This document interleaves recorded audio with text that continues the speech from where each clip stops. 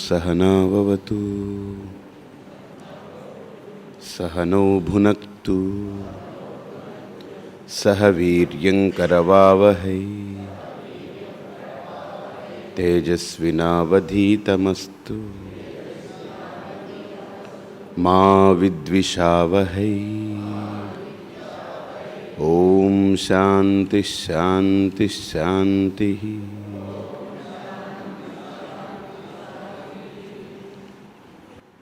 पाकस्य वह्निवत् ज्ञानं विना मोक्षः न सिद्ध्यति। జ్ఞానానికి సాక్షాత్ సాధనం మోక్షానికి జ్ఞానమే కానీ కర్మ, భక్తి, ఉపాసన ఇవన్నీ కూడా మోక్షాన్ని ఇవ్వలేవు. కానీ మోక్షానికి కారణమైనటువంటి జ్ఞానానికి ఏ అంతరంగ శుద్ధి అవసరమో ఆ అంతరంగ శుద్ధికి ఈ కర్మ, భక్తి, ఉపాసనలన్నీ కూడా చాలా ప్రధానమైనటువంటి పాత్రను పోషిస్తాయి.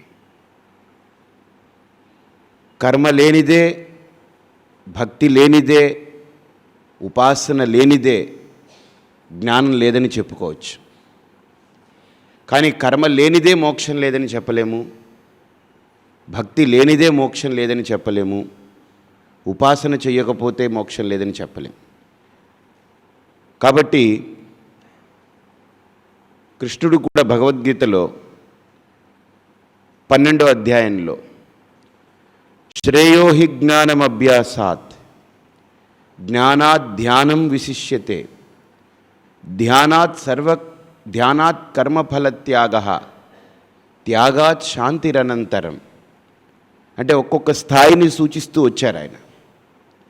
కాబట్టి ఇక్కడ మోక్షానికి జ్ఞానం ఎంత ప్రధానమో, సత్య దర్శనానికి జ్ఞానం ఎంత ప్రధానమో, ఆ జ్ఞానాన్ని మనం పొందడానికి ఏ అంతఃకరణ అయితే ఉపాధిగా ఉందో, ఏ అంతరంగమైతే ఉపాధిగా మనకుందో, ఆ అంతఃకరణ, ఆ అంతరంగం అనేది ప్రధాన పాత్రను పోషిస్తుంది. ఆ అంతఃకరణ శుద్ధి, ఆ అంతఃకరణ శుద్ధికి కర్మలన్నీ పనిచేస్తాయి. సరే, బాగుందండి. మరి ఈ కర్మలు ఎందుకు జ్ఞానాన్ని అంటే అజ్ఞానాన్ని తొలగించలేవు? జ్ఞానం యొక్క ఆవశ్యకత దేనికి? లోపల అజ్ఞానం ఉంది కనుక. అజ్ఞానాన్ని తొలగించగలిగేటువంటి దాని ప్రత్యర్థి, దాని విరోధి కేవలం ఒక జ్ఞానం మాత్రమే. ఇంకా మిగతా ఏదీ తొలగించలేదు. తేజస్తిమిర సంగవత్ అంటే ఇక్కడ ఈ గదిలో చీకటి ఉందనుకోండి, ఈ చీకటిని పోంగొట్టాలి అని అంటే మనకు ప్రకాశం ఒక్కటే మార్గం. ఆ ప్రకాశము, చీకటి అనేది పరస్పర విరుద్ధ స్వభావాలు కలిగి ఉన్నటువంటి అంశాలు.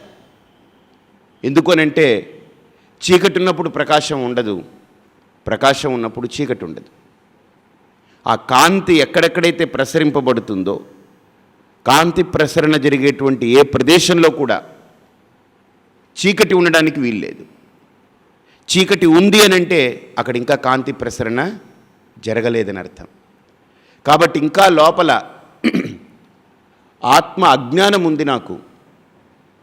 నాకు తెలుస్తూ ఉంది ఈ శరీరం నేను కాను, ఎక్కి దిగి లోపలికి వెళ్ళి రకరకాల కార్యాలు చేసి బయటికి వినిర్గతమయ్యేటువంటి ప్రాణము నేను కాను, ఇంద్రియాలు నేను కాను, ఈ అవయవాలు నేను కాను.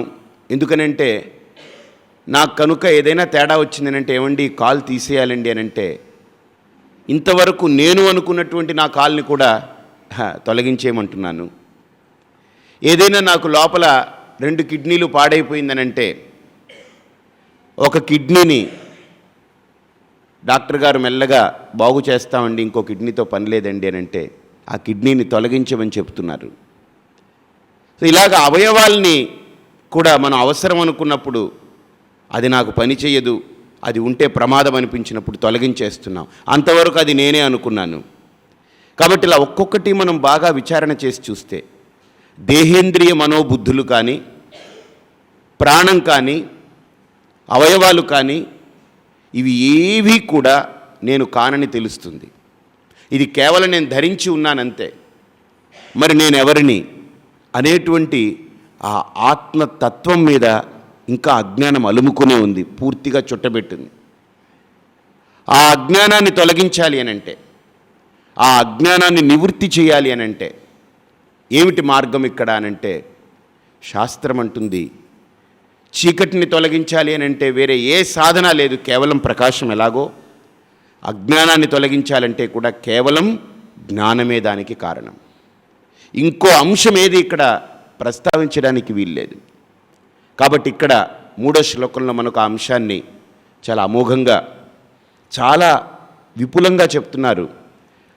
అవిరోధితయా కర్మ నా విద్యాం వినివర్తయేత్ విద్యా విద్యాం నిహంత్యేవ తేజస్తిమిర సంఘవత్. అవిరోధితయా కర్మ నా విద్యాం వినివర్తయేత్. 2 రకాల జీవుళ్ళు ఉంటారు ఈ లోకంలో. తనకు అజ్ఞానం ఉంది అన్న సంగతి తెలుసుకున్న వాళ్ళు కొంతమంది, అసలు అజ్ఞానం ఒకటి ఉందని తెలియకుండానే బ్రతికేవాళ్ళు మరి నా లెక్క ప్రకారం 99 ఉంటుంది. ఎవరైతే నాకు అజ్ఞానం ఉందని గ్రహించారో వాళ్ళే తపన చెందుతారు ఈ అజ్ఞానం నుంచి బయటపడాలని. ఎందుకని? అజ్ఞానం న సహతే జీవ. నేను చూసాం మనం, అజ్ఞానం కనుక ఉందని తెలిస్తే నాకు ఇది తెలియట్లేదు, ఇది ఏదో ఒక ముఖ్యమైన విషయం చెప్తానన్నారు, ఏమిటో ముఖ్యమైన విషయం అని దాని గురించి తహతహలాడిపోయి తపన చెంది దాన్ని తెలుసుకో రకంగా అని ఎలాగైతే ప్రయత్నిస్తుంటారో, అలాగనే ఎప్పుడైతే మనం ఇంతవరకు ప్రయత్నించలేదు, అసలు లోపల ఏముంది, అసలు ఆ నేను అనేటువంటి ఆ మూలతత్వం ఏమిటి, దాన్ని తెలుసుకోవాలని ఇంతవరకు మనం ప్రయత్నించలేదనంటే ఇంకా మన అజ్ఞానాన్ని మనం గుర్తించలేదని అర్థం. హాయిగా బయట బ్రతికేస్తున్నాం, సుఖంగా బ్రతుకుతున్నాం. అర్థమైందండి? ఎందుకండి ఇంకా తపన చెందలేదనంటే, తలకి నిప్పంటుకున్నవాడు వెళ్ళి ప్రశాంతంగా ఏసీ గదిలో కూర్చుని, లేకపోతే టీ తాగుతూ పేపర్ చదివి, ఏది ఇష్యూ ఏంటని టీవీ న్యూస్ ఛానల్స్ పెట్టుకుని, లేకపోతే సీరియల్స్ పెట్టుకుని కాలక్షేపం చేసేవాడికి ఇంకా తల నిప్పంటుకోలేదని అర్థం. కాబట్టి అజ్ఞానం నాకు ఉంది అన్న సంగతి కనుక ప్రతి ఒక్కరూ గుర్తించుంటే ఈ పాటికి ఏదో రకంగా మనం ప్రయత్నాలు మొదలు పెట్టుండేవాళ్ళు. ఇంకా మనం ప్రయత్నాలు మొదలు పెట్టలేదు అని అంటే నాకు అజ్ఞానం ఉంది అన్న సంగతి ఇంకా మనం గుర్తించలేదనే అర్థం ప్రస్ఫుటంగా ఉంది. ఖచ్చితమది. ఎందుకు అనంటే శంకరులు అంటారు, అజ్ఞానం న సహతే జీవ. నాకొక్కసారి అజ్ఞానం ఉంది, నన్ను అజ్ఞానం చుట్టబెట్టి ఉంది, నా స్వరూపాన్ని నాకు తెలియనివ్వకుండా అజ్ఞానం నన్ను అలా మూసుంచుంది అనేటువంటి జ్ఞానస్పర్శ మీకు కలిగితే మనం నిలబడలేం ఒక్క క్షణం కూడా. ఆ అజ్ఞానం నుండి బయటపడాలనుకుంటాం, ఆ అవిద్య నుండి బయటపడాలనుకుంటున్నాం. అంటే ఇంకా you have not touched the core of your ignorance. మన అజ్ఞానం యొక్క మూలాన్ని ఇంకా మనం ముట్టుకోలేదు. వింటున్నామంతే, ఆత్మ ఒకటి ఉంది, సచ్చిదానంద స్వరూపం, అది తెలుసుకుంటే మోక్షం వినేసాం. అవన్నీ ఎలా ఉన్నాయంటే పైన ఇలా వెళ్ళిపోతున్నాయి. ఇక్కడికి వెళ్ళి ఇక్కడ దిగి కలిపెట్టలేదు, ఇంకా లోపల పని జరగలేదు. అందుకనే హాయిగా ఉన్నాం. ఒక్కసారి ఆ వాక్యాలు లోపలికి వెళ్ళి, రేయ్ నువ్వు పుట్టింది దీనికోసం రా, నీవెవరో తెలుసుకోగలిగినటువంటి సత్తా, అధికారిత్వం, అర్హత ఉన్నటువంటి ఉపాధి ఇది పొందావు.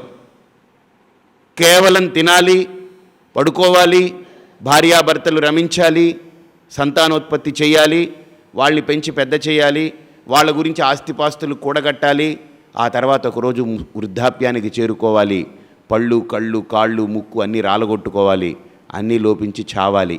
ఇదే బ్రతుకైతే ఇది పశువులకు ఉంది, అది హాయిగా బ్రతికేస్తున్నాయి. వాటికి అజ్ఞానం ఉందని బోధించక్కర్లేదు, ఉందని తెలుసుకున్నా అవేమీ చేయలేవు. ఇంకా అలా బతకడం, అలా చావడమే వాటి యొక్క జన్మకు ఉపాధికి అదే భగవంతుడు పెట్టాడు.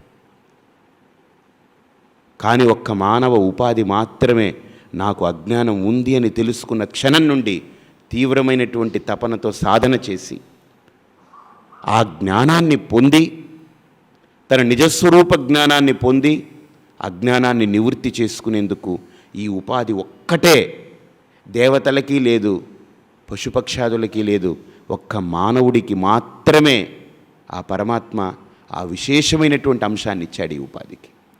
కానీ మనం వాడుకోవట్లేదనంటే పశువుల కంటే ఎంత హీనస్థితిలో ఈ ఉపాధిని మనం దుర్వినియోగం చేసుకుంటున్నాం. పశువులకి అర్హత లేదు కనుక అవి అలా ఉండిపోతున్నాయి. అర్హత ఉండి మనం దాన్ని ఉపయోగించుకోలేకపోతున్నామనంటే మనం ఎంత దుర్వినియోగం చేస్తున్నాం ఈ ఉపాధిని. కాబట్టి ఇక్కడ కూడా బాగా ఆలోచించండి. అజ్ఞానము అనేటువంటిది నాకు ఉంది అనంటే, అజ్ఞానం అనేదాన్ని నేను గుర్తించాను అనంటే ఇంకా ఆ క్షణం నాకు మొదలైపోయింది, నాలో తపన మొదలవుతుంది. మనకి ఇంకా తపన మొదలవ్వలేదు అనంటే ఇంకా అజ్ఞానాన్ని మనం ముట్టుకోలేదు.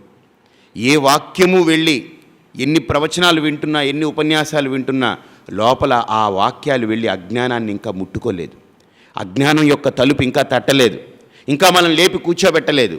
ఉత్తిష్టోత్తిష్ట గోవింద ఉత్తిష్ట గరుడధ్వజ ఉత్తిష్ట కమలాకాంత త్రైలోక్యం మంగళం కురు. ఇంకా లేపలేదు అది, ఇంకా మనం లేచి కూర్చోలేదు. అందుకని వివేకానంద స్వామి అంటారు, ఉత్తిష్టత జాగ్రత్త ప్రాప్యవరాన్ని బోధత క్షురస్యధార నిశిత దురత్యయ దుర్గం పతస్తత్ కవయో వదంతి. ఒరే లే, కళ్ళు తెరు. బాగా ఆలోచించండి. ఏమండి మేము ఉదయాన్నే లేస్తున్నాం కదండి, మళ్ళీ లేహమంటున్నారు ఏంటండి? లేచాము, ఇంకా లోపల ఆ మెలకువ రాలేదు. ఇంకా ఏముందండి, లేచి కూర్చున్నాం, మళ్ళీ మత్త చిత్తులం ఈ ప్రపంచంలోనే కళ్ళు తిరుపుతూ కూర్చుంటున్నాం. ఇంకా అసలు వాస్తవానికి ఇంకా మేలుకోలేదు, మనం యథార్థానికి ఇంకా కళ్ళు తెరవలేదు, ఇంకా కళ్ళు మూసుకునే ఉన్నాం లోపల. కాబట్టి ఇక్కడ ఉపనిషత్తులు అదే అంటున్నాయి, ఉత్తిష్టత జాగ్రత్త ప్రాప్య వరాన్ని బోధత. కాబట్టి ఇక్కడ మనకు శాస్త్రంలో శంకరులు కూడా ఈ ఆత్మబోధలు అదే అంటున్నారు, అవిరోధితయా కర్మ నా అవిద్యాం వినివర్తయేత్.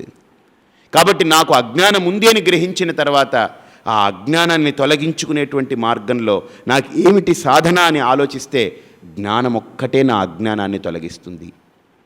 ఎందుకు అనంటే తేజస్తిమిర సంగవత్, ఒక గదిలో చీకటి ఆవరించి ఉన్నప్పుడు ఆ చీకటిని నేను తొలగించాలంటే ఏమీ చేయక్కర్లేదు. అక్కడికి బకెట్ నిండా నీళ్లు వేసుకుని అందులో పెనాయిల్ పోసుకుని కొత్త చీపిరి కట్ట తీసుకుని ఆ గదంతా చిమ్మేసి నీళ్లు జల్లి తుడిస్తే ఆ చీకటి పోతుందా? పోదు. బాగా ఆలోచించండి. ఆ చీకటిని పోగొట్టాలంటే నేను చిన్న అగ్గిపెట్టి తీసుకెళ్ళి ఒక ప్రమిద పెట్టి అందులో ఒక ఒత్తి వేసి కొద్దిగా నూనె వేసి అది వెలిగించాను అనుకోండి, ఆ ప్రమిదను పట్టుకుని గదిలోకి వెళ్ళగానే ఎంతసేపట్లో పోయిందండి చీకటి? సమయాభావం. ప్రకాశం రావడం ఏంటి, చీకటి పోవడం ఏంటి? రెండు యుగపత్ అంటే సైమల్టేనియస్గా, అట్ వన్స్. ప్రకాశం వచ్చిన అరగంటకి చీకటి పోతుందండి? నో, ప్రకాశం రావడమే చీకటికి అంతం, ప్రకాశం ఆవిర్భావమే చీకటికి అంతం. బాగా ఆలోచించండి. అలాగనే అజ్ఞానం అనేటువంటిది లోపల ఏదైతే ఉందో ఆ అజ్ఞానాన్ని తొలగించగలిగేటువంటిది ఈ లోకంలో, ఈ సృష్టిలో ఒక్కటే జ్ఞానమే. అందుకనే శ్రీకృష్ణుడు కూడా నహి జ్ఞానేన సదృశం పవిత్రమిహ విద్యతే ప్రత్యక్షావగమం ధర్మ్యం సుసుఖం కర్తుమవ్యయం. జ్ఞానమే పరమ పవిత్రమైనటువంటిది ఈ లోకంలో. ఎందుకనంటే దట్టంగా అలుముకున్నటువంటి అజ్ఞానాన్ని తొలగించగలిగే ఏకైక సాధనం, సాక్షాన్ మోక్షైక సాధనం జ్ఞానం. మరి ఈ కర్మలండి, కర్మల్ని ఇక్కడ శంకరు ఖండించట్లేదు. శంకర్ల వారు, శంకరాచార్యుల వారు శ్రోత్రియులైన బ్రహ్మనిష్ఠుడు, ఒక సాంప్రదాయమైనటువంటి వంశంలో ఉద్భవించినటువంటి గొప్ప తత్వవేత్త. అలాంటి వ్యక్తి కర్మల్ని, ఉపాసనని, భక్తిని ఖండించరు. ఆయన ఏమంటున్నారంటే బై కర్మలు కావాలి. బాగా ఆలోచించండి. కర్మ లేనిదే జ్ఞానం అనేది ఉత్పత్తి అవ్వదు. కర్మ, భక్తి, ఉపాసన ఇవన్నీ కూడా జ్ఞానానికి భూమికలవి. ఈ భూమిక లేకుండా జ్ఞానం అనేటువంటిది అక్కడ ఏర్పాటు అవ్వదు, అక్కడ సిద్ధించదు. కాబట్టి ఇక్కడ అంటున్నారు ఆయన, మరి కర్మ అనేటువంటిది మోక్షాన్ని ఇవ్వలేదు. ఎందుకనంటే అది అజ్ఞానాన్ని తొలగించలేదు అబ్బాయి. కర్మ అనేటువంటిది అజ్ఞానాన్ని తొలగించలేదు. ఎందుకని? అవిరోధితయా కర్మ. ఆ అవిద్యకు కర్మ విరోధి కాదు. ఇప్పుడు ఎలక్షన్లో ఇద్దరు నిలబడ్డారనుకోండి, అభ్యర్థి ప్రత్యర్థి ఇద్దరు ఉంటేనే ఎలక్షన్ జరుగుతుంది, పోటీ ఉంటుంది, ఒకడినొకడు ఓడించుకుంటాడు కదా. ఒకడు ఓడింపబడతాడు, ఒకడు గెలుస్తాడు. అలాగని ఇక్కడ కూడా అజ్ఞానానికి ప్రత్యర్థి ఎవరు? కర్మ కానే కాదు. ఎందుకు తెలుసా? బాగా ఆలోచించండి. ఈ కర్మ అనేటువంటిది అజ్ఞానం వల్ల కలిగిందే ఈ కర్మ. అజ్ఞానం యొక్క సంతానం ఈ కర్మ, అజ్ఞానం యొక్క వారసుడు ఈ కర్మ. ఏంటంటే మనకు శాస్త్రంలో అంటుంది, కర్మ దేనివల్ల వచ్చింది? బాగా ఆలోచించండి. ఒక కర్మ చేస్తున్నామంటే దేనివల్ల చేస్తున్నాము? కోరిక వల్ల చేస్తున్నాం. అసలు కోరికే లేదనుకోండి, అసలు ఆ కర్మే జరగదు.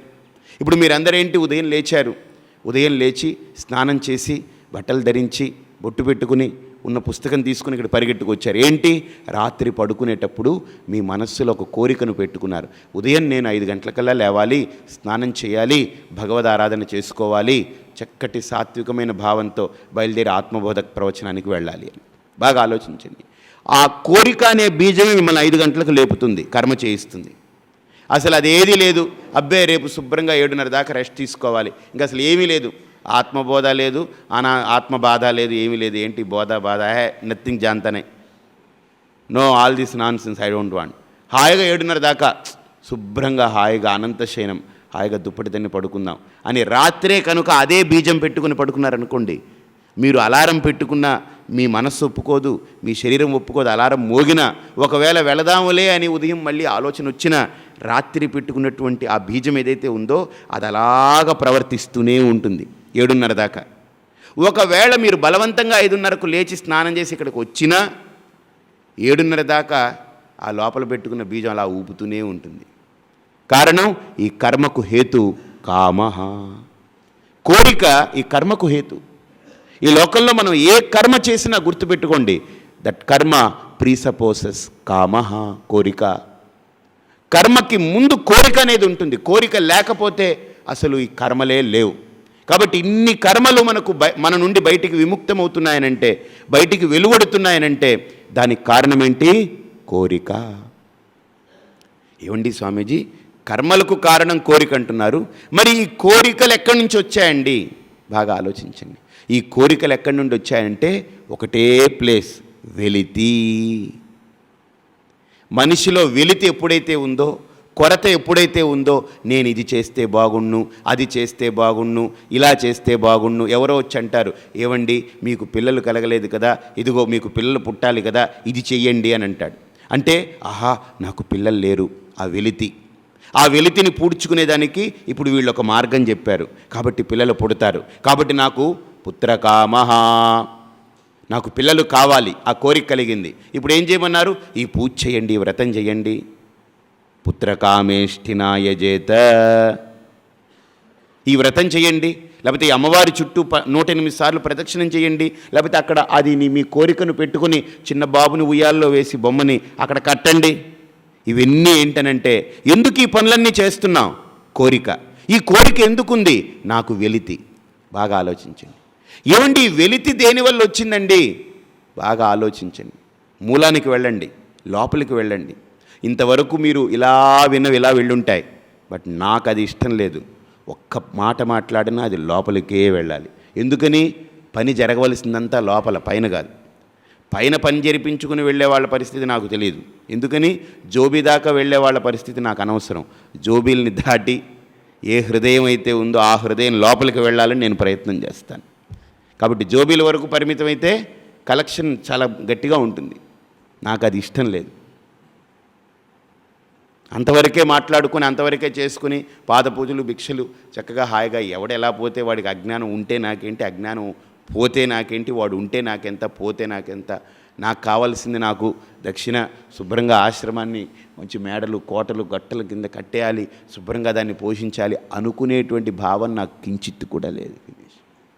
నాకు కావలసింది హృదయం లోపలికి వెళ్ళాలి. అవిద్యాయామంతస్తిమిర మిహిర ద్వీపనగరి లోపలికి వెళ్ళాలి. కాబట్టి ఇక్కడ బాగా ఆలోచించండి. ఈ కర్మలన్నిటికీ కారణం కోరికలు. ఈ కోరికలన్నిటికీ కారణం ఏంటి? మూలం ఏంటి? వెలితి. అసలు ఈ వెలితి ఎక్కడి నుంచి వచ్చిందండి స్వామీజీ? బాగా ఆలోచించండి. వెలితి అంటే ఏదో ఒక గ్యాప్ అన్నమాట, ఒక పరిధి, ఒక అంతరం. ఆ అంతరం ఎందుకు వచ్చింది లోపల అనంటే, నాకు ఇది లేదే, నాకు ఇది ఉంటే బాగుండే, నాకు అది లేదే, అది ఉంటే బాగుండే, నాకు ఇది లేదే అనేటువంటి అంతరం ఎప్పుడు వస్తుందో తెలుసండి? రాత్రి నిద్రపోతున్నటువంటి ఏ వ్యక్తికి గాఢ నిద్రలో హాయిగా అన్నిటినీ విడిచిపెట్టి తానుగా హాయిగా పడుకున్న వ్యక్తిలో ఈ వెలితి లేదు. ఏమీ లేనివాడు, అడుక్కున్నవాడు, శుభ్రంగా అడుక్కొని తిని ఆ గిన్నె శుద్ధం చేసుకుని చెట్టు కింద పెట్టి వాడి దగ్గరను ఒక బట్టని ఒక బొంతని పరుచుకుని ఆ చెట్టు కింద హాయిగా తలగడలాగి ఇంకో బొంత చుట్టి పట్టి పడుకున్నాడు. బాగా ఆలోచించింది. మంచి నిద్రలోకి వెళ్ళిపోయాడు. అయ్యో నేను అడుక్కునేవాడినే, నాకు ఇల్లుంటే బాగుండే, నాకు భార్య ఉంటే బాగుండే, నాకు ఇది ఉంటే బాగుండే అనేటువంటి ఆ వెలితి కానీ, ఆ కోరికలు కానీ, ఆ కర్మ చేయాలనే ప్రవృత్తి కానీ ఇవన్నీ అణిగిపోతున్నాయి. అక్కడ ఏమీ లేవు అసలు. ఉదయం నా పరిస్థితి ఏమిటి ఆలోచనే లేదు. హాయిగా అక్కడ అన్నిటినీ వదిలేసి అన్నిటినీ పక్కకు పడేసి ఎలా ఉంటున్నాడండి అనంటే తానుగా ఉంటున్నాడు. ఏ స్పర్శ లేదు. శ్రద్ధగా వినండి, ఇది మన అనుభవమే. మనం కూడా ఉదయం నుండి రాత్రి దాకా ఎన్నో ఘర్షణలు పొందుతాం. అది కావాలి, ఇది కావాలి, ఇది చేయాలి, అది చేయాలి, అలజడి ఇలా తిరుగుతాం సుడిలాగా. రాత్రి పడుకున్నప్పుడు ఇవన్నీ పక్కకు పోతున్నాయి. ఏది లభించినా, ఏది లభించకపోయినా, గెలిచినా, ఓడినా, లాభం వచ్చినా, నష్టం వచ్చినా, సుఖం వచ్చినా, దుఃఖం వచ్చినా అన్నిటినీ పక్కకు పాడేసి రాత్రి హాయిగా మనమే ఉండేటువంటి ఆ స్థితికి వెళ్ళిపోతున్నాం. ఇవేవీ లేవు. ఈ పోగు చేసుకోవాలనేటువంటి ఆరాటం లేదు, ఈ పోరాటాలు లేవు, ఏమీ కనిపించట్లేదు అక్కడ. బాగా ఆలోచించండి. హాయిగా ఉన్నాం. ఒక్కసారి ఆ అనుభవాన్ని గుర్తు తెచ్చుకోండి. అక్కడ నాకు ఇది కావాలనేటువంటి ఆకాంక్ష లేదు, ఇది లేదనేటువంటి వెలితి లేదు. ఎలా ఉందండి అక్కడ? ఒక్కటే మాట అంటుంది శాస్త్రం, పరిపూర్ణ. ఆ స్థితిలో ఎలా ఉందండి అనంటే పరిపూర్ణమై ఉన్నాడట మనిషి. ఆ నిద్రపోతున్నటువంటి వ్యక్తి ఆ ముఖం కూడా చూడండి ఎంత ప్రసన్నంగా ఉంటుందో. నల్లగా ఉన్నా కూడా బాగా ఆలోచించండి, ముఖం ప్రసన్నంగా ఉంటుంది. ఎందుకు? లోపల వెలితి లేదు కనుక ఏ కోరికలు వాడిని తరమట్లేదు కనుక కర్మ చేయాలనేటువంటి ఆరాటం పోరాటం లేదు. కాబట్టి కర్మలు కానీ, కోరికలు కానీ, వెలితి కానీ ఇవేవీ లేవు. ఎప్పుడైతే ఇవన్నీ ఉపశమించాయో మానసికంగా ఏ సంఘర్షణలు లేవు. అసలు మనస్సే అక్కడ పడిపోయింది, బుద్ధి పడిపోయింది, ఇంద్రియాలు పడిపోయి ఉన్నాయి, అన్నీ శాంతిని పొందున్నాయి. ఉపైతి శాంతరజసం బ్రహ్మభూతం అకల్మషం. అన్నీ ఇంద్రియాలు, దేహము, ప్రాణము, మనసు, బుద్ధి సమస్తము చూడండి, ప్రపంచం అంతా కూడా మొత్తం రిజాల్వ్ అయిపోయింది. మొత్తం అక్కడ ఏ రకమైనటువంటి చలనం లేదు. ఎలా ఉందనంటే గాంభీర్యంగా ఉంది, ప్రశాంతంగా ఉంది, ఆనందంగా ఉంది ఆ స్థితి. మరి అక్కడ ఏమీ లేదు, కంప్లీట్నెస్ ఉంది అక్కడ. ఒక పరిమితి లేదు, ఒక హద్దులు లేవు, ఒక పరిచ్ఛేదత లేదు, ఏమీ లేదే. అక్కడ హాయిగా ఉందే. మరి ఆ హాయి బాగా ఆలోచించండి. ఉదయం మెల్లగా మెలకు వచ్చింది, చూశాను, కళ్ళు తెరిచాను. ఇప్పుడు మళ్ళీ లోపల వెలితి ప్రారంభమైంది. బాగా ఆలోచించండి. నాకు ఇది ఉంటే బాగుండనే కోరిక మొదలైంది. దానికి కర్మ చేయాలి మొదలెట్టా. ఇప్పుడు మీరు ఈ రెండు ఉపమానాలని చూడండి. ఈ రెండు ఉపమానాలని మీరు బాగా పరిశీలించండి. అక్కడ ఎందుకు ఇవేవీ లేవు, మేలుకున్న తర్వాత ఇవన్నీ ఎందుకు వస్తున్నాయనంటే ఒక్కటే మార్గం. అక్కడ ఏం తెలుసండి, మనం ఈ లోకాన్ని చూస్తున్నాం, చూసి బయట ఉన్నాయి అవన్నీ నాదైపోతే, నా ఇంట్లోకి వచ్చేస్తే, అదంతా నాకు సొంతమైపోతే నేను హాయిగా ఉంటాను. బాగా ఆలోచించండి. మనం భేదాన్ని సృష్టించుకుంటున్నాం, కనుక ఇది నన్ను విడిచిపెట్టి మిగతాదంతా కూడా కనిపించే దృశ్యమాన గోచరమైనటువంటి సృష్టి. కాబట్టి కనిపించిందంతా ఇది నాకుంటే బాగుండు, ఇది నాకుంటే బాగుండు, ఇది నాకుంటే బాగుండు, ఇది నాకుంటే బాగుండు. ఎప్పుడైతే పరిమితి వచ్చిందో, ఎప్పుడైతే ఈ భేదం వచ్చిందో వెలితి వస్తుంది కదండి, ఖచ్చితంగా వెలితి వస్తుంది. ఇప్పుడు ఇదంతా మీకు రాసిచ్చేసాను అనుకోండి, మొత్తం ఈ భూమంతా మీకు రాసిచ్చేసాను అనుకోండి, మొత్తం ఇక్కడ కనిపించేవంతా మీవే అన్నాను అనుకోండి, ఇంక మీరు దేన్ని పొందాలి ఇంకా తర్వాత? అప్పుడు ఇంక ఊరుకోదు, అంతా కొన్ని రోజులైన తర్వాత పైకి చూస్తా, స్వామీజీ అది ఎవరికండి?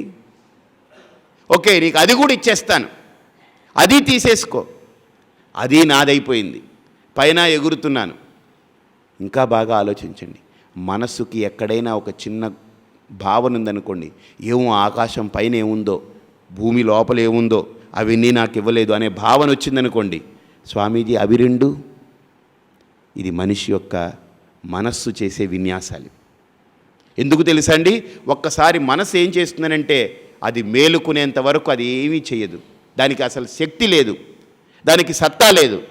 అప్పుడు మనంగా ఉన్నాం. మన సన్నిధిలో, మన చైతన్యంలో, మన సత్తాస్ఫూర్తితో ఆ మనసు అనేది పైకి లేస్తుంది, కళ్ళు తెరుస్తుంది. కళ్ళు తెరిచి ఏం చేస్తుంది తెలుసండి? మనల్ని మనకు తెలియనివ్వకుండా చేసి, నా చైతన్యాన్ని, నా తత్వాన్ని, నా స్వరూపాన్ని నాకు కళ్ళు కప్పేసి ఆ మనస్సు అనేది ప్రధాన భూమికగా మారిపోయి, అదే ఒక వ్యక్తీకరింపబడ్డటువంటి భావంగా మారిపోయి అదేం చేస్తుందనంటే అది వెనక తనకు ఆధారమై ఉన్నటువంటి స్వరూపాన్ని గుర్తించక, తనకు ఆధారభూతమై తనకు అధిష్టానంగా ఉన్నటువంటి ఆ చైతన్యాన్ని గుర్తించనివ్వక అది బయటికే చూపిస్తుంది, మనల్ని బయటికే నెడుతుంది, పరిమితిని చేస్తుంది, హద్దులు క్రియేట్ చేస్తుంది, పరిచ్ఛిన్నత చేస్తుంది, భేదాలు సృష్టిస్తుంది. ఎప్పుడైతే ఈ భేదాలు, ఈ ద్వైత బుద్ధి వచ్చిందో మనిషిలో వెలితి ఖచ్చితంగా ఉంటుంది. ఉదయం లేచిన తర్వాతనే ఇవన్నీ వస్తున్నాయి, రాత్రి నిద్రలో ఇవేవి లేవు, ఇవన్నీ రిజాల్వ్ అయిపోతున్నాయి. కాబట్టి కారణం ఏంటి? అజ్ఞానాన్ని మనకు పూర్తిగా పులిమి, శుభ్రంగా పామి, మనల్ని అన్నిటికీ దూరం చేసి, అందులో వెలితిని సృష్టించి, అందులో కోరికలను ఉద్భవింపజేసి, అందులో కర్మలు చేసే ప్రవృత్తినిచ్చి, ఆ కర్మల వల్ల ఫలితాలను మనకు పట్టుకొచ్చి మన నెత్తి మీద పడేసి అనుభవిస్తే అనుభవించు, చచ్చేస్తావు, నీకు ఇదే అని చెప్పేసి మనల్ని బంధించినటువంటి ఆ అజ్ఞానం ఏదైతే ఉందో అది ఉపాధి. ఏమిటయ్యా ఉపాధి? అజ్ఞానం. అంతఃకరణలో ఉంది ఆ అజ్ఞానం అనే ఉపాధి. ఆ అంతఃకరణ పడిపోయినప్పుడు నాకు ఈ అజ్ఞానం కూడా పోతుంది, ఇబ్బంది లేదు. కానీ అంతఃకరణ పడిపోతుందా? ఉదయం అవ్వగానే లేస్తుంది. కాబట్టి మనకి ఈ ఉపమానం ఎందుకు భగవంతుడు పెట్టాడంటే, ఒరే ఈ గాఢ నిద్రని, మేలుకున్నటువంటి స్థితిని రెండింటిని కంపేర్ చేసుకోరా. ఆ గాఢ నిద్రలో ఏ స్వరూపమైతే ఉందో, ఏ వెలితి లేనటువంటి పరిపూర్ణమైనటువంటి ఆ స్థితి ఏదైతే ఉందో, ఆ ఆనందం ఏదైతే ఉందో అదేరా నీ స్వరూపం. దాన్ని మేలుకున్నప్పుడు గుర్తించగలిగితేనే ఈ మానవ జన్మకు పరిపూర్ణత, సార్థకత. అది గుర్తించలేకపోయావా? అది గుర్తించడం కోసమే పరమాత్మ అది గుర్తించడానికి మనకు ప్రత్యక్ష అనుభవం పెట్టారా లేదా? మీరందరూ అనుభూతిని పొందుతున్నారు. బాగా ఆలోచించండి. ఆ అనుభవమే లేకపోతే నేను శాస్త్రాలు ఎన్ని వెళ్ళవేసినా మీకు అనుభవం లేనిది ఎలా ఉంటుందండి? ఆ పరిపూర్ణమైనటువంటి ఆనందం, ఆత్మసుఖం ఎలా ఉంటుందండి అని మీరు అడుగుతూనే ఉంటారు ఎన్ని జన్మలు ఎత్తినా. ఎందుకని? శాస్త్రాలు వెళ్ళవేస్తే అనుభవం రాదు కదా. కాబట్టి భగవంతుడు ఈ శాస్త్రాలకి అర్థమయ్యేలా, ఈ శాస్త్రవాక్యాలకి అందుకునేలా మనకు ప్రత్యక్ష అనుభవం పెట్టాడు. ఏంటి? గాఢ నిద్ర. ఆ పరమాత్మ యొక్క ప్రత్యక్ష సుఖానుభవం, పరమాత్మ యొక్క ప్రత్యక్షంగా ఆనందానుభవం, పరిమితులు లేని, హద్దులు లేని పరిపూర్ణమైనటువంటి ఆ తత్వాన్ని, ఆ స్థితిని మనకు పరమాత్మ ఒక ఉపమానంగా పెట్టాడు అక్కడ. అజ్ఞానికి ఆ ఉపమానం పెట్టాడు అక్కడ. ఎందుకని? కంపేర్ చేసుకుంటాడు. ఈ కంపారిజన్లో వాడికి సత్యం తెలుస్తుంది. ఓహో, ఏమీ లేకపోయినా ఎలా ఉన్నాను, కంప్లీట్గా ఆనందంగా ఎలా ఉన్నాను. ఇప్పుడు అన్నీ ఉన్నాయి, ఆనందంగా లేనే, ఇంకా వెలితి వెంటాడుతూనే ఉందే. కాబట్టి ఆనందానికి అన్నీ ఉండాలి, ఇది ఉండాలనేటువంటి కారణం కాదు. ఆనందం స్వరూపానిది, నిర్నిమిత్త ఆనందం అది. కాబట్టి నేను దాన్ని పొందాలి, దీన్ని పొందాలని వెంపర్లాడడం కంటే నన్ను నేను పొందగలిగితే, ఈ ఆనందానికి కారణం ఏదైతే ఉందో, ఈ ఆనందానికి సోర్స్ ఏదైతే ఉందో, హేతు ఏదైతే ఉందో, ఆ సోర్స్ని నేను పట్టుకోగలిగితే. బాగా ఆలోచించండి. ఒకడు సముద్రంలో వెళుతూ ఉన్నాడు. వెళుతూ ఉంటే దారి తప్పిపోయాడు. దారి తప్పిపోతే వాడికి కనిపించట్లేదు అసలు ఎలా వెళ్ళాలో. మధ్యలో ఇరుక్కున్నాడు. చీకటి పడుతుంది, భయం వచ్చేసింది వాడికి. హోరు, సముద్రపు హోరు. అప్పుడు ఆ చీకటి పడేటప్పుడు నిజంగా చూడండి, వాడికి మంచి ఒక పాయింట్ తట్టింది. సీషోర్లో ఏముంటుంది తెలుసండి? లైట్ హౌస్ ఉంటుంది. బాగా ఆలోచించండి. పెద్ద దీపస్తంభం ఉంటుంది. వీడు ఏం చెప్పాడంటే, ఆహా చీకటి పడిని, ఇప్పుడు నాకు ప్లాన్ వస్తుంది అనుకున్నాడు. చీకటి పడగానే లైట్ ఆన్ అయింది. పగలు కూడా లైట్ ఉంటుంది కానీ కనపడదు. సూర్యప్రకాశానికి అది కనుమరుగైపోతుంది. ఎప్పుడైతే చీకటి పడిందో వాడికి అక్కడ అల్లంత దూరంలో ఒక చిన్న లైటు మెరుస్తూ ఉంది. దాన్ని చూశాడు. వాడి పడవను అలా తిప్పుకున్నాడు. దానికి అభిముఖంగా వెళుతున్నాడు. బాగా చూడండి, వాడు అడుగడుగు ముందుకు వెళ్ళే కొద్దీ ఆ ప్రకాశం పెద్దదవుతూ ఉంది. బాగా ఆలోచించండి, బాగా వినండి ఈ ఉపమానాన్ని. ఇంకా ముందుకు వెళుతున్నాడు. ఇంకా పెద్దది, ఇంకా పెద్దది, ఇంకా పెద్దది, ఇంకా పెద్దది. ఒడ్డుకు వచ్చేస్తే ఇంత పెద్దది అనిపించింది. బాగా ఆలోచించండి. ఆ దీపపు స్తంభం ఇంతింతింత, ఇంతై ఇంతై, ఒటుడింతై, అంతంతై అన్నట్టుగా పెరిగిందే? అదొక్కటే అలానే ఉంది. కానీ వీడికి దూరం వల్ల చిన్నదిగా కనిపించింది. దగ్గరైపోతే అది అంతది అలా కనిపిస్తుంది. అది ముందే అలానే ఉంది. అలాగనే లోపల దిక్కుతోచక భ్రమ పొందినటువంటి వ్యక్తికి లోపల ఏ ఆత్మచైతన్యమైతే, ఆత్మానందమైతే వాడికి ఒక ఉపమానంగా కనిపించిందో ఆ దారాన్ని పట్టుకోవాలి వాడు. ఆ దారాన్ని పట్టుకుంటే అదే ఆధారం వాడికి, ఇంక రెండోది లేదు. అక్కడ దాన్ని పట్టుకుని ఇంకా లోపల ప్రయాణం మొదలు పెట్టాలి. అంతర్ముఖత చెంది లోపల ఆ ప్రయాణం మొదలు పెడితే ఖచ్చితంగా ఆ చైతన్యం దగ్గరికి చేరుకుంటాడు వాడు. ఆ ప్రయాణం చేయాలి. ఆ ప్రయాణం చేసే నైపుణ్యం జ్ఞానానికి మాత్రమే ఉంది, కానీ ఆ ప్రయాణం చేయించే నైపుణ్యం కర్మకు లేదు. ఎందుకని? అజ్ఞానం వల్ల వెలితి, ఆ భేదం వస్తుంది. ఇది నేను, అది నాది, అది ఇది అనేటువంటి భేదాలన్నీ కూడా అజ్ఞానం వల్ల వస్తుంది. అజ్ఞానం వల్లనే ఈ భేదాలన్నీ వస్తాయి. ఈ భేదాల్ని సృష్టించినటువంటి అజ్ఞానం అంతటితో ఊరుకోదు. ఎప్పుడైతే భేదం వచ్చిందో, ఎప్పుడైతే ఈ అజ్ఞానం అనేది బయటపడిందో, అజ్ఞానం చేసే మొట్టమొదటి పని ఏం తెలుసండి? ఖండిస్తుంది, నరుకుతుంది, భేదం చేస్తుంది. తామసిక రాజసిక ప్రవృత్తి కలిగిన వాడు ఏం చేస్తాడు? బాగా ఆలోచించండి. ఇద్దరు కలిసి ఉంటే వాళ్ళిద్దరి మధ్యలో జొరబడి వాళ్ళిద్దరినీ పాడు చేయాలని చూస్తాడు. అది తమోగుణం యొక్క గొప్ప లక్షణం. అది ఇద్దరిని వేరు చేయాలని చూస్తాడు, ఇద్దరిని పాడు చేయాలని చూస్తాడు. అలాగని అజ్ఞానం ఏం చేస్తుంది తెలుసండి? పరిపూర్ణ స్థితిలో ఉన్నటువంటి నన్ను, నేనైతే సమస్తానికి ఆధారభూతమై ఉన్నానో, అనంత చైతన్యంగా భాషిస్తున్నానో ఆ నన్ను బాగా ఆలోచించండి. దాన్ని అలా తెలుసుకోనివ్వకుండా మనస్సు అనేది పైకి వచ్చిన తర్వాత, మనోబుద్ధులు బయటికి వ్యక్తమైన తర్వాత, ఆ మనోబుద్ధులు ఉపాధిని పొంది అవి చైతన్యాన్ని పొందుతున్నాయి. అంతఃకరణ మనోబుద్ధులు చేతనవంతమవుతున్నాయి. ఆ మనోబుద్ధులు ఏం చేస్తున్నాయో తెలుసండి? నన్ను పక్కన పెట్టేస్తుంది. ఇంకా నా నిజస్వరూపాన్ని పక్కన పెడుతుంది. అదేం చేస్తుందంటే, అందులో అజ్ఞానం ఉంది కనుక మనోబుద్ధుల్లో అదేం చేస్తుందంటే మనోబుద్ధుల్ని అలా తీసుకుని, నువ్వెవరివి? నువ్వు సుబ్బారావు అంతే. ఎదుగో అది నీ భార్య, అది నీ పిల్లలు, అది నీ తల్లి, అది నీ తండ్రి, అది నీ వాళ్ళు, అది పరాయి వాళ్ళు, అది నీ కానివాడు, అది నీ పగవాడు, అది నీ విరోధి, అదిగో వాడు నీ మిత్రుడు. దీన్ని పొందు, దాన్ని వదిలేయి, దీన్ని పట్టుకో, దీన్ని విడిచిపెట్టు, దాన్ని పట్టుకొని కొట్టు. ఇవన్నీ కూడా ఈ కృత్యాలన్నీ అజ్ఞానమే, ఇంకేది కాదు. ఒక్కసారి అంతఃకరణ పైకి లేచినప్పుడు ఉదయాన్నే దాంతోపాటు అవిద్యతో లేస్తుంది. ఆ అవిద్య చేసే మొట్టమొదటి పని భేదం చేస్తుంది, రెండుగా విడగొడుతుంది. విడగొట్టి ఏం చేస్తుంది తెలుసండి? వెలితిని సృష్టిస్తుంది. ఎప్పుడైతే రెండుగా విభజింపబడిందో అక్కడ వెలితి వస్తుంది. వెలితి వస్తుందా రాదా? వెలితి వచ్చింది. ఆ వెలితిలో ఏమొస్తుంది? కామః, ఇది కావాలనే కోరిక. ఆ కోరికకు కర్మ. కాబట్టి ఇప్పుడు ఈ కర్మ దేని బై ప్రోడక్ట్ అండి?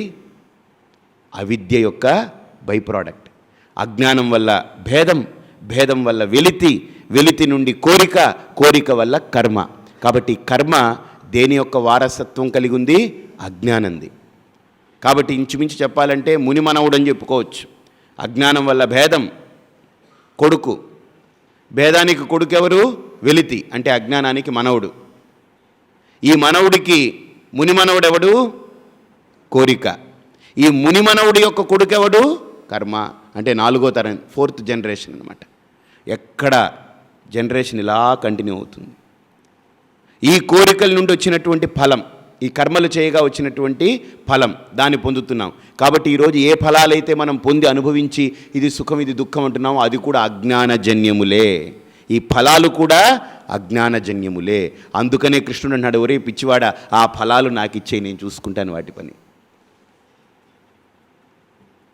తతఃకురు యతాత్మవాన్ సర్వకర్మ ఫలత్యాగం తతఃకురు యతాత్మవాన్. ఎందుకని? ఈ ఫలాలు 5వ జనరేషన్ అన్నమాట. ఇక్కడిచ్చావా, ఇక్కడి నుంచి నిన్ను పైకి ఎక్కిస్తాను మళ్ళీ. అర్థమైందండి? ఇక్కడి నుంచి నిన్ను ఒక్కొక్క మెట్టు పైకి ఎక్కించి తీసుకెళ్తాను. ఆ అజ్ఞానంతో పోరాడే స్థితి నేను నీకు ఇస్తాను. ఆ అజ్ఞానాన్ని పూర్తిగా నాశనం చేసే స్థితి నీకు ఇస్తాను. ఎందుకని? నేనున్నాను నీ వెనక. కాబట్టి ఇక్కడ కూడా బాగా ఆలోచించండి. ఈ కర్మ అనేది అవిద్యను తొలగించలేదు. ఎందుకని? దాని జనరేషన్లోది, అది అవిద్య యొక్క జనరేషన్. కాబట్టి కర్మ అవిద్యను తొలగించలేదు, జ్ఞానం మాత్రమే అవిద్యను తొలగిస్తుంది. అయితే స్వామీజీ చాలా బాగా చెప్పారండి. ఇప్పుడు ఈ ఆత్మ అనేటువంటిది పరిపూర్ణమై ఉంది, అజ్ఞానం వల్ల భేదం వచ్చింది అంటున్నారు కదా.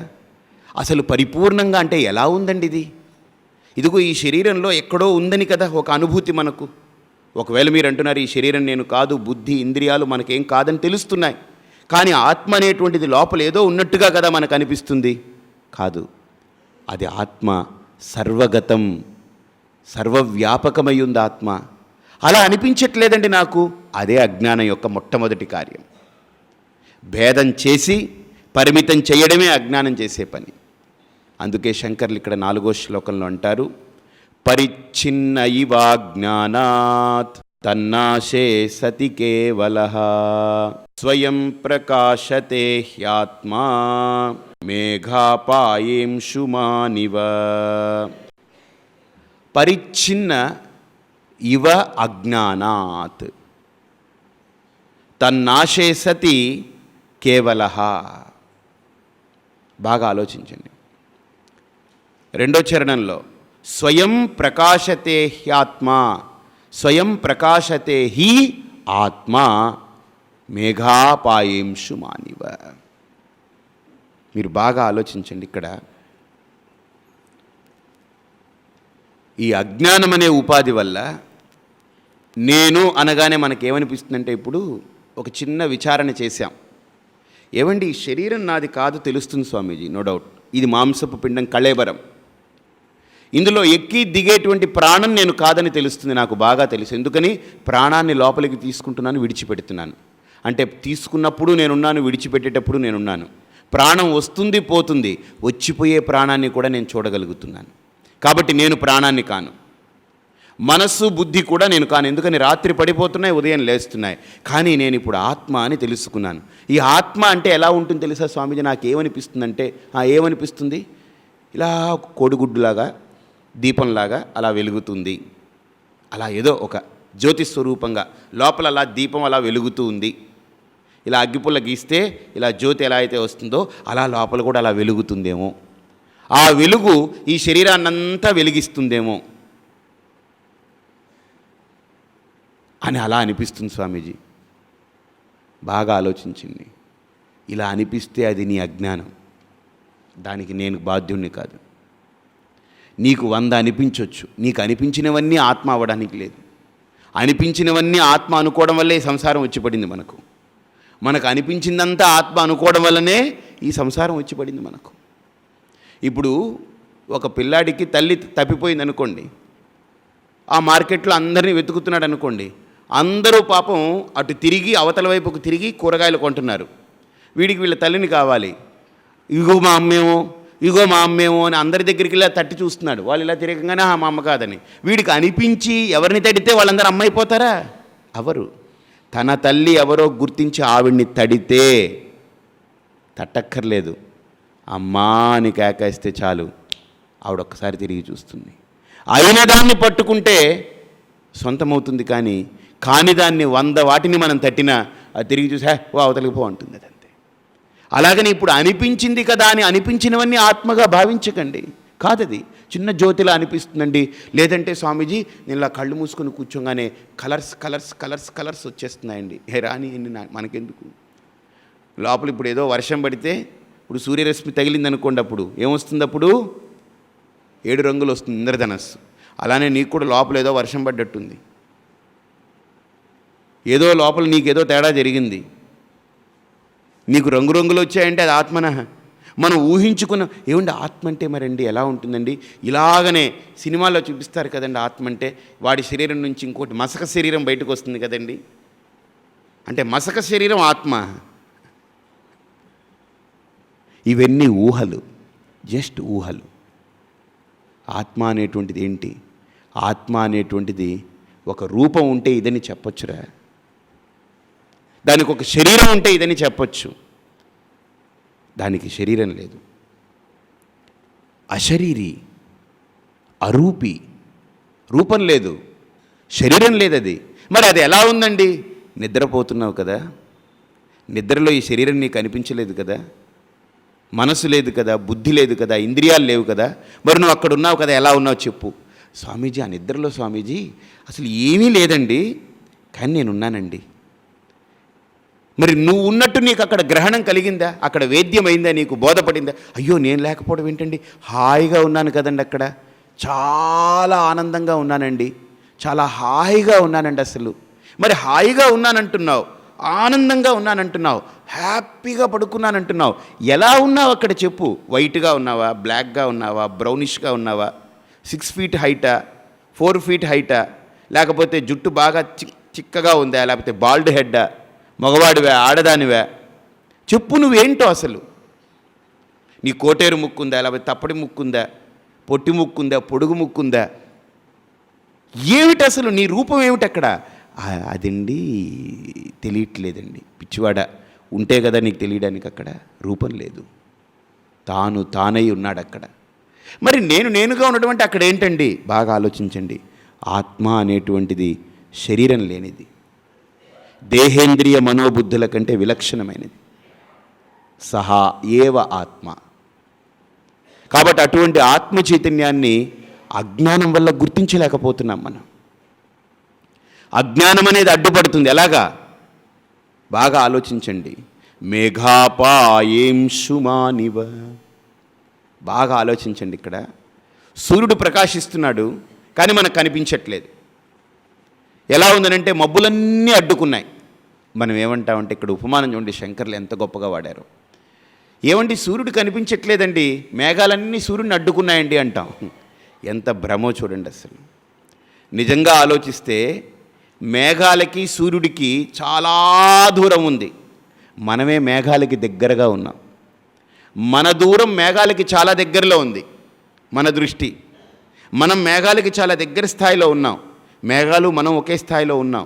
కానీ సూర్యుడు అనంత కోట్ల మైళ్ళ దూరంలో ఉన్నాడు. వాడు చాలా కోట్ల మైళ్ళ దూరంలో ఉన్నాడు వాడు సూర్యుడు. మేఘాలు ఎక్కడున్నాయి? ఉపరితలంలో ఉంది. మేఘాలు అన్ని వేల కోట్ల మైళ్ళ దూరంలో ఉన్నటువంటి సూర్యుడిని మూయగలదా? మూయలేదు. ఎవరిని మూస్తుంది? మన దృష్టిని మూస్తుంది మేఘాలు. బాగా ఆలోచించండి. మన దృష్టిని అడ్డుకుంటుంది, కానీ సూర్యుడిని అడ్డుకో. ఇంకోటి కూడా గుర్తుపెట్టుకోండి, సైన్స్ చూడండి. ఒకవేళ మేఘాలు కనుక సూర్యుడి దాకా ప్రయాణం చేసి వెళ్ళాయనుకోండి, ఆ సూర్యుడి యొక్క తాపానికి, మేఘాలంటే ఏంటి? చెమ్మ, మంచునీరంతా అలా ఇలా కలుసుకున్నప్పుడు అక్కడ ఒక ఇది ఉంటుంది. సూర్య రశ్మి పడింది అనుకోండి, ఆ మేఘాలన్నీ ఆవిరైపోతాయి. కాబట్టి మేఘాలు సూర్యుడిని కప్పలేవు సుమా. మేఘాలు ఎవరిని కప్పుతాయి? మన దృష్టిని కప్పుతాయి. కాబట్టి ఇక్కడ కూడా బాగా ఆలోచించండి. నా స్వరూపం ఏమిటో నేను నిద్రపోతున్నప్పుడు అర్థమవుతుంది. అర్థమవుతుందనంటే ఇంకా అర్థం కాలేదు, అక్కడ అనుభవించేస్తున్నాను తెలుసుకోలేకుండా. కానీ ఏమండి, ఒకవేళ నిద్రలోనే పట్టుకుందామండి మనం. నిద్రలో పట్టుకునే ప్రయత్నం చేయండి, పట్టుకోలేరు. ఎందుకని? పట్టుకునేవాడు ఉండడు నిద్రలో, వాడు పడిపోతున్నాడు అసలు. అందుకని ఈ సమస్య ఎంత. పట్టుకోవడం నిద్రలో జరిగిందనుకోండి, ఇంక అసలు నా ఆత్మబోధ వద్దు, ఏమక్కర్లేదు. ఒక్క మాటలో, రే నిద్రలో పడుకుంటావు కదా, నువ్వు ఆనందంగా ఉన్నావు కదా, అని పట్టుకోరా అని చెప్పేస్తే గొడవ వదిలిపోతుంది. వీడు నిద్రలో ప్రయత్నం చేస్తాడు, దాన్ని పట్టుకోవాలి ఎలాగన్నా అని. దాని గురించి వెయిట్ చేస్తూ ఉంటాడు. గుర్తుపెట్టుకోండి, అది రాదు, అది ఎప్పటికీ రాదు. ఎప్పుడు వస్తుంది? ఈ వెయిట్ చేసేవాడు పడిపోతే అది వస్తుంది. ఎందుకు తెలుసండి? దాన్ని పట్టుకోవాలనుకునేది ఎవరు తెలుసా? మనోబుద్ధులు. ఆ మనోబుద్ధులు పడిపోతేనే ఆ గాఢ నిద్ర స్థితి. బాగా ఆలోచించండి. పరస్పర విరుద్ధం. మనోబుద్ధి మేలుకున్నంత వరకు గాఢ నిద్ర రాదు, మీకు ఆ పరిపూర్ణమైనటువంటి ఆనందానుభవం కలగదు. మనోబుద్ధులు పడిపోతే అవి వస్తుంది, ఆ అనుభూతి కలుగుతుంది. ఇప్పుడు ఎలా పట్టుకుంటాం దాన్ని? గాఢ నిద్రలో పట్టుకోలేం కనుక ఆ అనుభవాన్ని మనం గుర్తు తెచ్చుకొని మేలుకున్నప్పుడు మనోబుద్ధులు ఉంటాయి కనుక ఇప్పుడు విచారణ చేయమంటుంది. ఎవరి ద్వారా? గురువుని పట్టుకుని గురువు యొక్క వాక్యాల్ని ఊత తీసుకుని తోడుగా లోపలికి ప్రయాణం చేయమంటుంది. అందుకనే శ్రద్ధ. గురు వేదాంత వాక్యాదిషు సత్యబుద్ధి అవధారణ శ్రద్ధ. కాబట్టి ఇప్పుడు మనకు సాధ్యమవుతుంది. ఎలాగా? మనోబుద్ధులు మేలుకున్నాయి. ఇప్పుడు బాగా ఆలోచించండి. ఇప్పుడు మనోబుద్ధులు మేలుకొని ఉన్నాయి, కానీ నాకు అది కనిపించట్లేదు, ఆ స్వరూపం నాకు కనిపించట్లేదు. ఆ అనుభవం ఉంది, అప్పుడు దీన్ని పట్టుకునేవాళ్ళు లేడు. ఇది గొప్ప. పిచ్చి ముదిరితే కానీ పెళ్లి చేయడానికి కుదరదు, పెళ్ళైతే కానీ వీడి పిచ్చి కుదిరేలా లేదు. ఇప్పుడు పరిస్థితి అలా వచ్చింది. దీన్ని క్యాచ్ 22 అంటారనమాట. కాబట్టి ఇప్పుడు దీనికి ఏం చేయాలి? ఏమీ చేయక్కర్లేదు. ఒక్కసారి ఆ గాఢ నిద్ర అనుభవాన్ని గుర్తు తెచ్చుకోండి. అక్కడ నకించిదవేదిశం, నాకు ఏమీ లేదండి, కానీ చాలా ఆనందంగా ఉన్నానండి. అసలు ఈ శరీరం, మనస్సు, బుద్ధి, ఇంద్రియాలు ఏమీ లేవండి.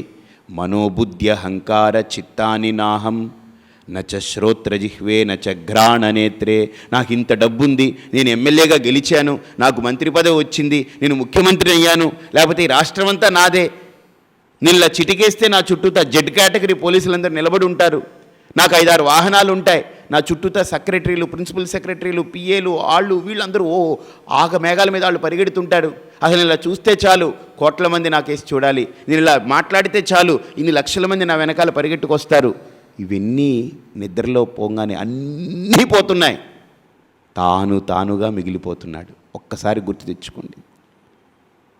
తానుగా, తానే ఆ స్వరూపంగా, తానే ఆ చైతన్య భావంగా అలా వ్యక్తమై ఉన్నటువంటి ఆ స్వరూపానికి ఇవేవీ లేవు కదా. ఒక్కసారి ఆ అనుభూతిని ఇక్కడ గుర్తు తెచ్చుకోండి చాలు. అది ఎవరిది? మీదే. నిజంగా మీరు ఇప్పుడు ఏమన్నారంటే, స్వామీజీ ఈరోజు మాకు అర్థమైందండి, ఈరోజు రాత్రి వెళతామండి, ఎలాగోలాగా పడుకుంటామండి, ఆ నిద్రని చూసేసండి ఆ అనుభవాన్ని మళ్ళీ రేపు పొద్దున వచ్చేటప్పుడు గుర్తు తెచ్చుకుంటామండి. కుదరదండి ఇది. ఎందుకు తెలుసా? మీరు పడుకుంటే కానీ ఆ అనుభవం రాదు. పడుకోవడం అంటే ఏంటి? పడిపోవాలి. దాన్ని గుర్తు తెచ్చుకోవడం ఎందుకు స్వామీజీ? ప్రత్యక్షంగా అనుభవించి నేను వస్తాను స్వామీజీ, రెడీ అయిపోయి రేపు పొద్దునకి వస్తాను, ఇప్పుడు వదిలేయండి. ఇప్పుడు ఇంకా అది పట్టుకోవాలన్నారు కదా, ప్రయత్నం చేయండి. కుదరదు సుమా. అలా రాత్రి అంతా మీరు కూర్చోవడమే, కళ్ళు దాగిన కోతిలాగా, అంతే. అది రాదది. ఈ కోతి పడిపోతే వాడు వస్తాడు. అప్పుడు వీడు పడిపోతేనే వాడు వస్తాడు. ఎందుకు తెలుసా అండి? భగవంతుడు ఆ విషయం పెట్టాడు.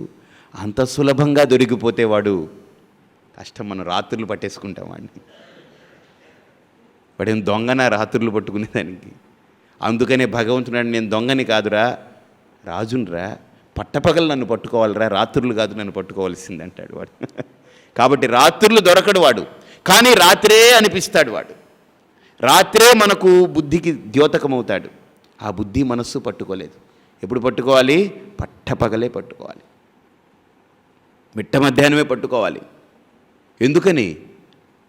సాధన చేయగలిగింది మనోబుద్ధులు మేలుకున్నప్పుడే. కాబట్టి ఇక్కడ బాగా ఆలోచించండి. సాధన చెయ్యాలంటే మనోబుద్ధుల ద్వారానే సాధన చేయాలి, గుర్తుపెట్టుకోండి. కాబట్టి సాధన సాధన సాధన అంటారే, అది దేనికి తెలుసండి? మనోబుద్ధులకే సాధన. ఎందుకని? దానికే తెలియాలి వాడు, దాని ద్వారానే వేద్యుడు వాడు, దానికే తెలియబడుతున్నాడు వాడు. కాబట్టి దానికి సాధన చేయాలి. ఆ మనోబుద్ధులకి సాధన చేయాలంటే ఏం చేయాలి? ఇక్కడ ఏమైంది? మేఘాపాయేం సుమానివ. నా మనోబుద్ధులను ఒక్కసారి నేను లోపలికి వెళ్ళి ఆ ఆనందానుభవం ఎలా ఉందో దాన్ని పట్టుకునే ప్రయత్నం ఇప్పుడు చేస్తుంటే నాకు కనిపించట్లేదు. ఎలా ఉంది? మసగ్గా ఉంది, మబ్బులు కమ్మినట్టుంది లోపల. లోపల వరకు వెళుతున్నాను స్వామీజీ, మీరు చెప్పినట్టు ఈ శరీరం నేను కాదు, ప్రాణం నేను కాదు, అన్నీ తీసేస్తున్నాను, మనోబుద్ధులు కూడా నేను కాదని. నేను ఏది కాదు అని కూర్చోగలుగుతున్నాను, కానీ అయ్యున్నది మటుకు నాకు అర్థం కావట్లేదు. ఎందుకని? మేఘాపాయేం సుమానివ, ఇంకా మబ్బు ఉందిరా నాన్న అక్కడ. నువ్వు అయ్యున్న దానికి, దాన్ని చూడాలనుకునే మనోబుద్ధులకి మధ్య ఏముంది? మబ్బులున్నాయి. సూర్యుడిని చూడాలనుకున్న వాడికి వాడి నేత్రాన్ని ఏ రకంగా మబ్బులు కమ్మి ఉన్నాయో, సూర్యదర్శనం కానివ్వకుండా ఉందో, అలాగని మనోబుద్ధులు అనేటువంటి ఈ నేత్రాలకి ఆ మబ్బులు కమ్మున్నాయి. సూర్యుడికి, ఆ ఆత్మ చైతన్యానికి, ఆ మనోనేత్రానికి మధ్య మబ్బు ఉంది. ఏమిటది? అవిద్య అనే మబ్బు ఉందండి, ఆవరణం. బాగా ఆలోచించండి. ఎలాగైతే మబ్బులు సూర్యుడిని కమ్మలేవో, మన దృష్టినే కమ్ముతున్నాయో, అలాగనే అజ్ఞానం కూడా ఆత్మని ఏమీ చేయలేదు. అసలు ఆత్మ ముందు నిలబడలేదు కూడా అజ్ఞానం. అజ్ఞానం ఎవరిని పట్టుకుంటుంది? మన మనోబుద్ధుల్ని పట్టుకుంటుంది. అందుకని మనోబుద్ధుల్ని పట్టుకుంది కనుక అజ్ఞానం. జ్ఞానం దేనికి కావాలి? మనోబుద్ధులకు కావాలి. కాబట్టి ఇక్కడ శాస్త్రం సాధన చేయించేదంతా మనోబుద్ధులకే. గుర్తుపెట్టుకోండి, దేహానికి కాదు సాధన, ఆత్మకు కాదు సాధన. ఇది పిండం మాత్రమే. ఎక్కడ అజ్ఞానం ఉంది? మనోబుద్ధుల్లో. కాబట్టి జ్ఞానం ఎక్కడికి కావాలి? మనోబుద్ధులకి. కాబట్టి జ్ఞానం మనోబుద్ధికి కావాలి కనుక జ్ఞానం దేని ద్వారా వస్తుంది? శాస్త్రం ద్వారా వస్తుంది. అందుకనే కృష్ణుడు అన్నాడు, అబ్బాయి, ఈ శాస్త్రాన్ని విడిచిపెట్టి, ఈ శాస్త్ర చింతనను విడిచిపెట్టి నువ్వు ఎన్ని పనులు చేసినా ఈ లోకంలో ఆ జ్ఞానం అనేది నీకు కలగదు. తస్మాత్ శాస్త్రం ప్రమాణంతే. కాబట్టి ఆ జ్ఞానం కలగాలి అనంటే, ఆ అజ్ఞానం తొలగాలి అనంటే దానికి కారణం ఏంటి? శాస్త్రమే ప్రమాణం. నాణ్యః పంథాయనాయ విద్యతే. వేరే మార్గమే లేదు, శాస్త్రమే దానికి ప్రమాణం.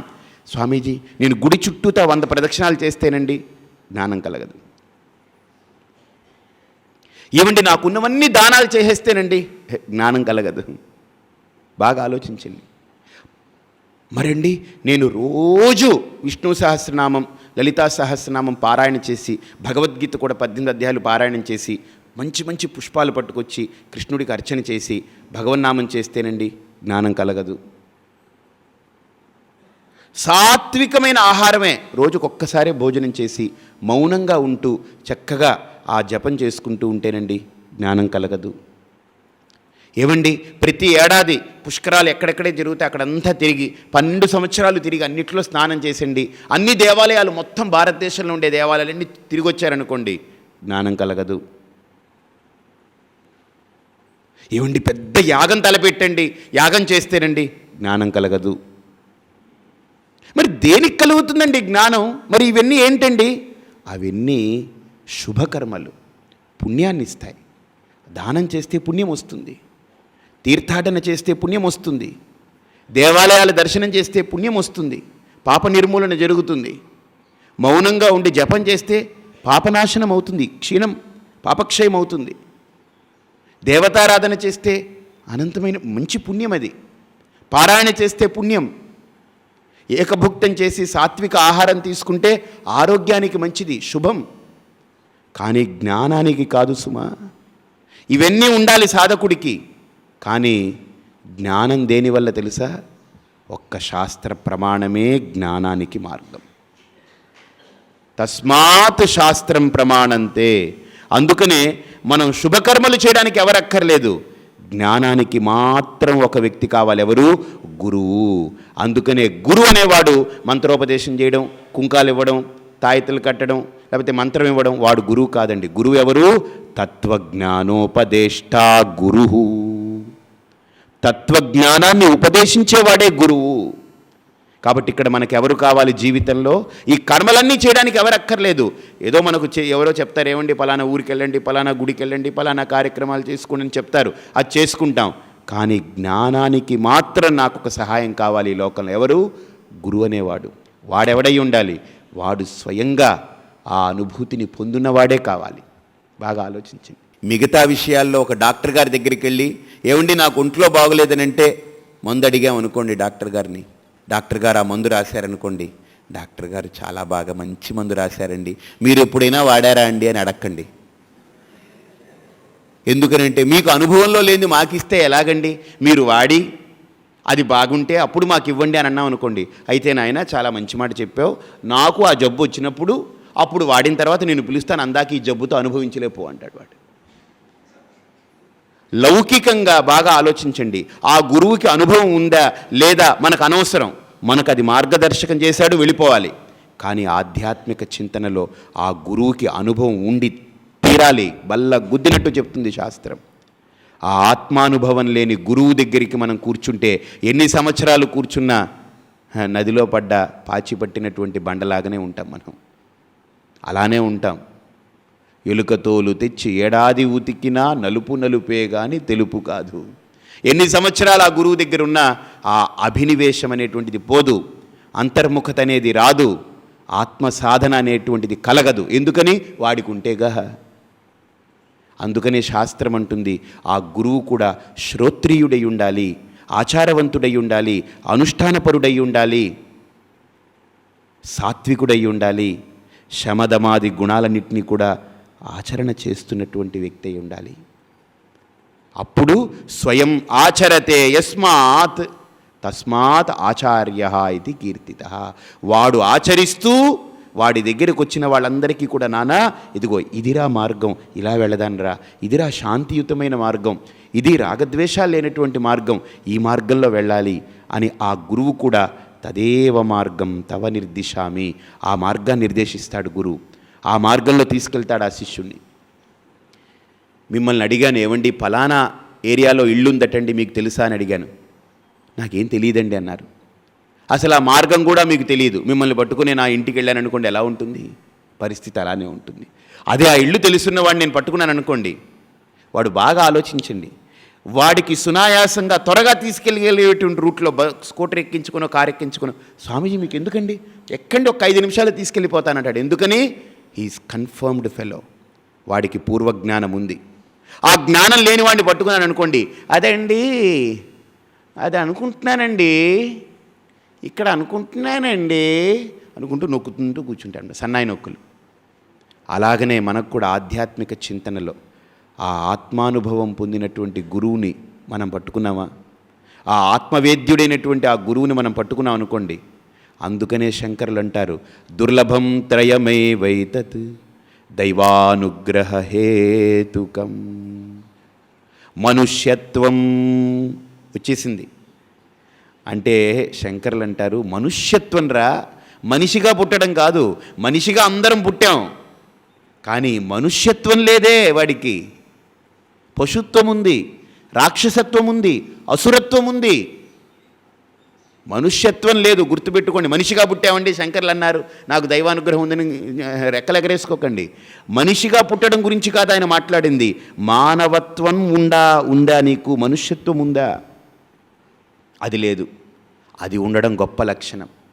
ముముక్షుత్వం. ఇక రెండవది, మనుష్యత్వం ఉందనుకోండి, అంటే మనుష్యత్వం అంటే చక్కగా దేవతారాధన, భక్తి.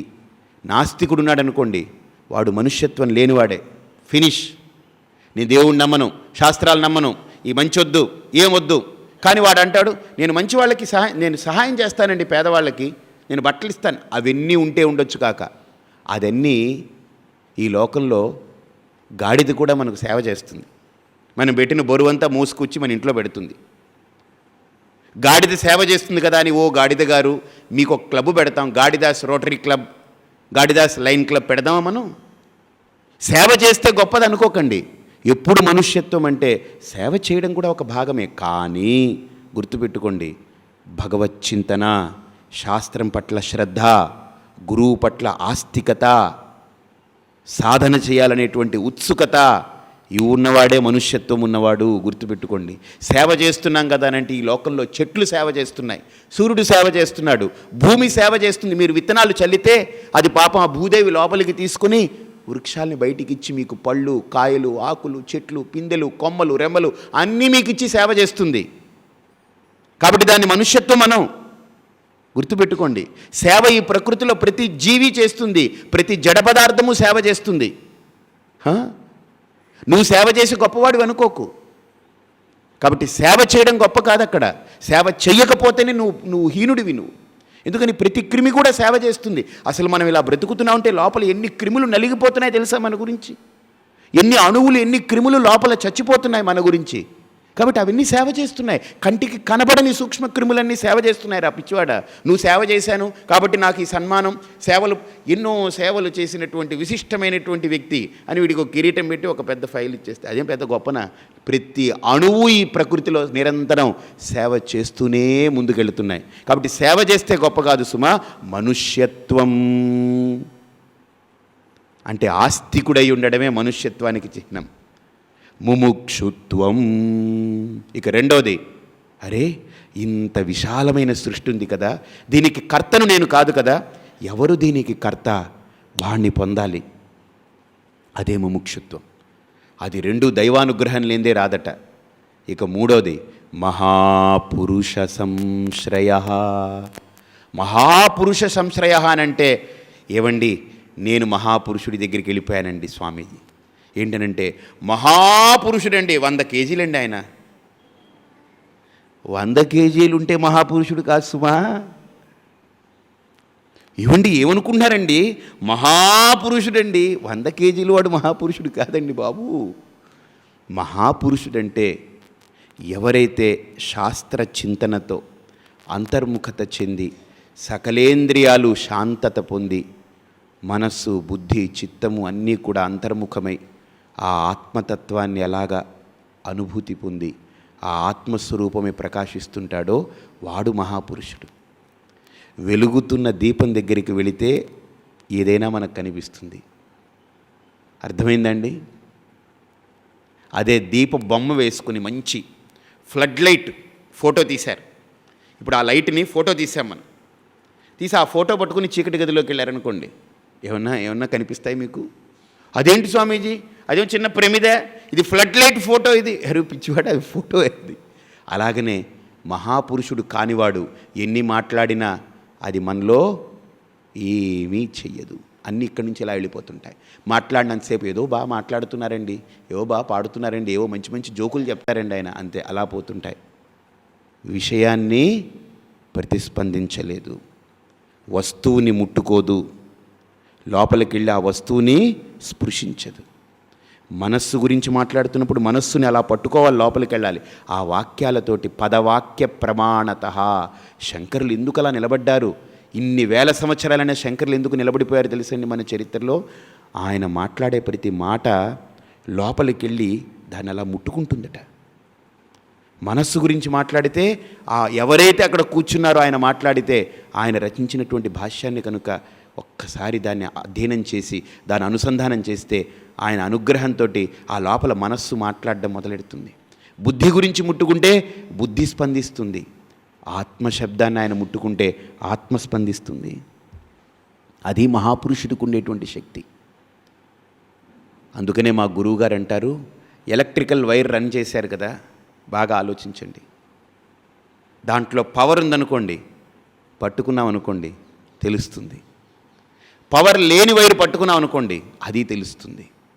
కాబట్టి ఇప్పుడు మహాపురుషుడంటే లోపల ఆత్మవేద్యమైనటువంటి వ్యక్తి మహాపురుషుడు. ఆ పవర్ లేకుండా వైర్ని పట్టుకుని వేలాడినా, దాని మీద డ్యాన్స్ ఎగిటినా, దాని మీద ఏం చేసినా అదేం చేయదు. అదే పవర్ ఉన్న వైర్ని పట్టుకుంటేనే, పట్టుకోవడం కాదు అలా దగ్గరికి వెళితేనే దాని యొక్క ఫీలింగ్స్ తెలిసిపోతుంది. అందుకనే ఆ ఆత్మవేద్యుడైనటువంటి ఆ సద్గురువు యొక్క సన్నిధిలోకి వెళ్ళగానే మనం కూడా ప్రపంచాన్ని మరిచిపోతాం. అసలు మనం ఇళ్ళు ఒళ్ళు అన్నీ మరిచిపోతాం, అన్నిటినీ పక్కకు పెట్టేస్తాం. మనం కూడా అందులో అంతర్లీనమైపోతాం. మనం కూడా ఆయన స్థితిని అలా పొందుతూ ఉంటాం. ఎందుకని? ఆ సన్నిధి అలాంటిది. కాబట్టి ఇక్కడ కూడా శాస్త్రం అంటుంది, అటువంటి సద్గురువు యొక్క ఉపదేశం వల్ల ఈ అజ్ఞానం అనే ఆవరణ పోతుందిరా. ఆ అజ్ఞానం ఆవరణ ఎవరికి? దేహానికి కాదు, ఇది జడం, దీనికేం విలువ లేదు, ఇది కాల్చేసేది. ఆత్మకు లేదు. అదేంటి? సర్వగతం ఆత్మ అంతటా నిండి నిబిడీకృతమైంది. దానికి అజ్ఞానం అనే ఉపాధి ఎలా ఉంటుంది? ఉండదు. మరి అజ్ఞానం దేనికి? అంతఃకరణకు, మనోబుద్ధులకి. కాబట్టి ఇక్కడ శాస్త్రం అంటుంది, మన ఏవ మనుష్యానాం కారణం బంధమోక్షయో. కాబట్టి ఆ మనోబుద్ధులు ఏవైతే ఉందో అంతఃకరణ, దానికే అజ్ఞానం ఉంది కనుక సాధన కూడా దానికే. అందుకే చిత్తశుద్ధి, చిత్తశుద్ధి, అంతఃకరణ శుద్ధి అని మన పూర్వీకులందరూ కూడా మనకు చెప్పింది అందుకే అన్నమాట. కాబట్టి ఇక్కడ శాస్త్రం అంటుంది, స్వామీజీ అజ్ఞానం అంత గొప్ప పని చేస్తుందండి. అవునయ్యా, ఆ ఒక్క అజ్ఞానం ఉంటే చాలు, అయిన దాన్ని కానట్టుగా కాని దాన్ని అయినట్టుగా చేయగలిగినటువంటి గొప్ప సామర్థ్యం అజ్ఞానానికే ఉంది. ఇప్పుడు బాగా ఆలోచించండి, నా అనుభవం ఏంటి? నిద్రలో ఏమీ లేదు, హాయిగా ఉన్నాను. ఇప్పుడు లేచిన తర్వాత అన్నీ ఉన్నాయి, హాయి లేదు. కానీ ఇంకా ఏదో కావాలనేటువంటి వెంపర్లాట, ఇంకా ఆరాటం, దాని వెంట పరిగెట్టాలి, దీని వెంట పరిగెట్టాలి, దాన్ని పొందాలి, దీన్ని చేయాలి, దాన్ని సాధించాలి. పరుగులు తీస్తున్నాం, ఉరుకులు తీస్తున్నాం.